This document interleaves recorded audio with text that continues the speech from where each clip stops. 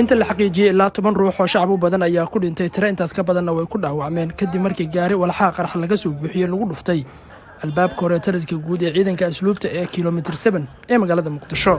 dadka rayidka ah ku dhintay ama ku dhaawacmay ayaa marayay wadada hormarta xarunta ciidamada asluubta xilligii uu qaraxa dhacayay. ilaa hadda ma cadda haddii uu jiro khasaare soo gaaray ciidanka asluubta ee degan xerada la weeraray. ma jirto faahfaahin dheeraad ah oo kale oo laga helay dhinaca ciidanka asluubta iyadoo la xiray qaar ka mid ah wadooyinka ka agdhow xeradan ciidan oo markii horeba ahayd mid aad loo ilaaliyo.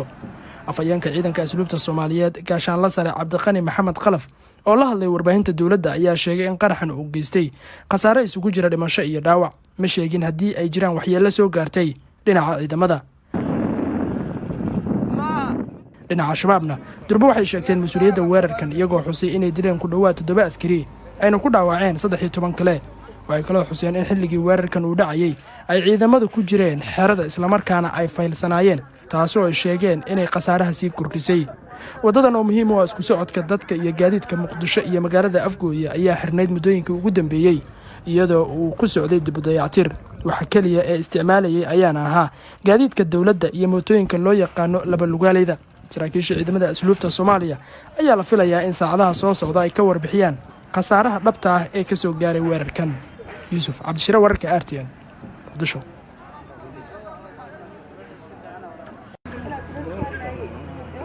inta la xaqiijiyay ilaa 10 ruux oo shacab u badan ayaa ku dhintay tiro intaas ka badanna way ku dhaawacmeen kadib markii gaari walxaha qarax laga soo buuxiyay lagu dhuftay albaabka hore taliska guud ee ciidanka asluubta ee kilomitir 7 ee magaalada Muqdisho. dadka rayidka ah ku dhintay ama ku dhaawacmay ayaa marayay wadada hormarta xarunta ciidamada asluubta xilligii uu qaraxa dhacayay. ilaa hadda ma cadda haddii uu jiro khasaare soo gaaray ciidanka asluubta ee degan xerada la weeraray.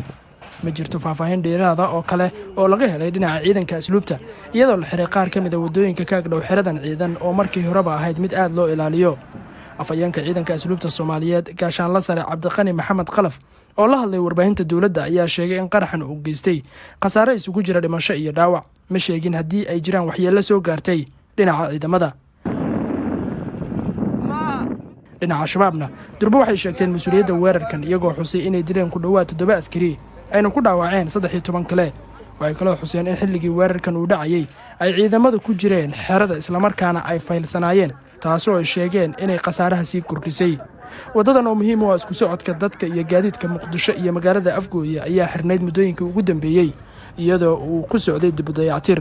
waxa kaliya ee isticmaalayay ayaana ahaa gaadiidka dawladda iyo mootooyinka loo yaqaano laba lugaaleyda. saraakiisha ciidamada asluubta Soomaaliya ayaa la filayaa in saacadaha soo socda ay ka warbixiyaan khasaaraha dhabta ah ee ka soo gaaray weerarkan. Yuusuf Cabdishire, wararka RTN, Muqdisho.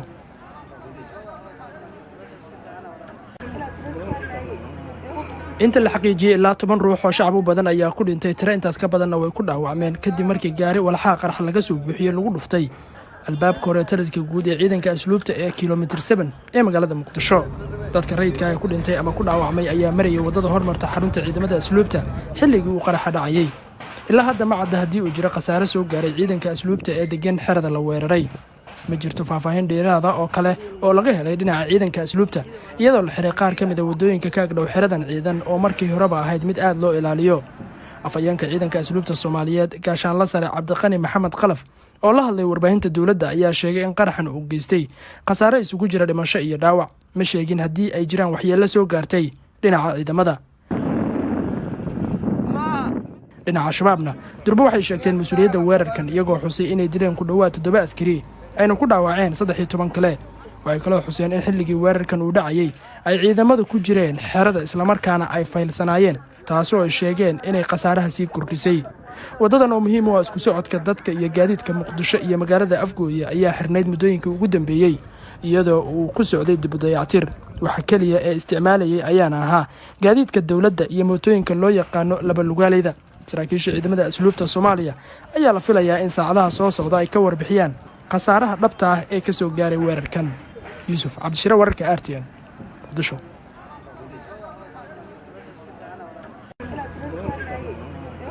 inta la xaqiijiyay ilaa 10 ruux oo shacab u badan ayaa ku dhintay tiro intaas ka badanna way ku dhaawacmeen kadib markii gaari walxaha qarax laga soo buuxiyay lagu dhuftay albaabka hore taliska guud ee ciidanka asluubta ee kilomitir 7 ee magaalada Muqdisho. dadka rayidka ah ku dhintay ama ku dhaawacmay ayaa marayay wadada hormarta xarunta ciidamada asluubta xilligii uu qaraxa dhacayay. ilaa hadda ma cadda haddii uu jiro khasaare soo gaaray ciidanka asluubta ee degan xerada la weeraray. ma jirto faahfaahin dheeraada oo kale oo laga helay dhinaca ciidanka asluubta iyadoo la xiray qaar ka mid a waddooyinka ka agdhow xeradan ciidan oo markii horeba ahayd mid aad loo ilaaliyo. afhayeenka ciidanka asluubta Soomaaliyeed gaashaanle sare Cabdiqani Maxamed Qalaf oo la hadlay warbaahinta dowladda ayaa sheegay in qaraxan uu geystay khasaare isugu jira dhimasho iyo dhaawac. ma sheegin haddii ay jiraan waxyeello soo gaartay dhinaca ciidamada. dhinaca shabaabna durba waxay sheegteen mas'uuliyadda weerarkan iyagoo xusay inay dileen ku dhowaad 7 askari ayna ku dhaawaceen 13 kale. waxay kaloo xuseen in xilligii weerarkan uu dhacayay ay ciidamadu ku jireen xerada islamarkaana ay faylsanaayeen, taasoo ay sheegeen inay khasaaraha sii kordhisay. waddadan oo muhiim u ah isku socodka dadka iyo gaadiidka Muqdisho iyo magaalada Afgooye ayaa xirnayd muddooyinkii ugu dambeeyey iyadoo uu ku socday dib u dayactir. waxa kaliya ee isticmaalayay ayaana ahaa gaadiidka dowladda iyo mootooyinka loo yaqaano laba lugaaleyda. saraakiisha ciidamada asluubta Soomaaliya ayaa la filayaa in saacadaha soo socda ay ka warbixiyaan khasaaraha dhabta ah ee ka soo gaaray weerarkan. Yuusuf Cabdishire, wararka RTN, Muqdisho.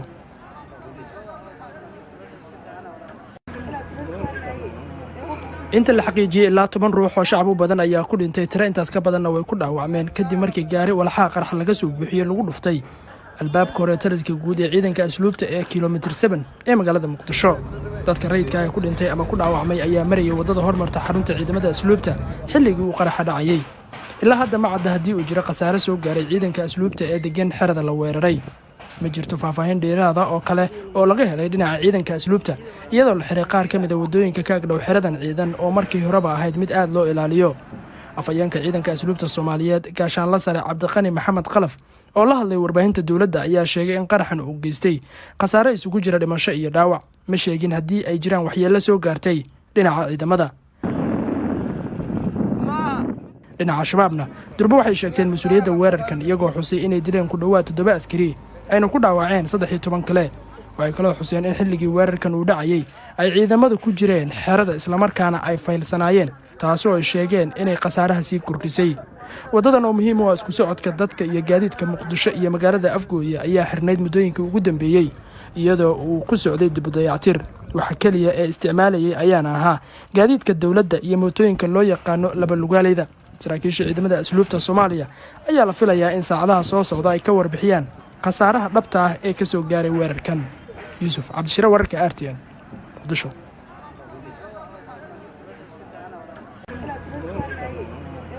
inta la xaqiijiyay ilaa 10 ruux oo shacab u badan ayaa ku dhintay, tiro intaas ka badanna way ku dhaawacmeen kadib markii gaari walxaha qarx laga soo buuxiyey lagu dhuftay albaabka hore taliska guud ee ciidanka asluubta ee kilomitir 7 ee magaalada Muqdisho. dadka rayidka ah ku dhintay ama ku dhaawacmay ayaa marayay waddada hormarta xarunta ciidamada asluubta xilligii uu qaraxa dhacayay. ilaa hadda ma cadda haddii uu jiro khasaare soo gaaray ciidanka asluubta ee degan xerada la weeraray. ma jirto faahfaahin dheeraada oo kale oo laga helay dhinaca ciidanka asluubta iyadoo la xiray qaar ka mid a waddooyinka ka agdhow xeradan ciidan oo markii horeba ahayd mid aad loo ilaaliyo. afhayeenka ciidanka asluubta Soomaaliyeed gaashaanle sare Cabdiqani Maxamed Qalaf oo la hadlay warbaahinta dowladda ayaa sheegay in qaraxan uu geystay khasaare isugu jira dhimasho iyo dhaawac. ma sheegin haddii ay jiraan waxyeello soo gaartay dhinaca ciidamada. afhayeenka ciidanka asluubta Soomaaliyeed gaashaanle sare Cabdiqani Maxamed Qalaf oo la hadlay warbaahinta dowladda ayaa sheegay in qaraxan uu geystay khasaare isugu jira dhimasho iyo dhaawac. ma sheegin haddii ay jiraan waxyeello soo gaartay dhinaca ciidamada. dhinaca shabaabna durba waxay sheegteen mas'uuliyadda weerarkan iyagoo xusay inay dileen ku dhowaad 7 askari ayna ku dhaawaceen 13 kale. waxay kaloo xuseen in xilligii weerarkan uu dhacayay ay ciidamadu ku jireen xerada islamarkaana ay faylsanaayeen, taasoo ay sheegeen inay khasaaraha sii kordhisay. waddadan oo muhiim u ah isku socodka dadka iyo gaadiidka Muqdisho iyo magaalada Afgooye ayaa xirnayd muddooyinkii ugu dambeeyey iyadoo uu ku socday dib u dayactir. waxa kaliya ee isticmaalayay ayaana ahaa gaadiidka dowladda iyo mootooyinka loo yaqaano laba lugaaleyda. saraakiisha ciidamada asluubta Soomaaliya ayaa la filayaa in saacadaha soo socda ay ka warbixiyaan khasaaraha dhabta ah ee ka soo gaaray weerarkan. Yuusuf Cabdishire, wararka RTN, Muqdisho.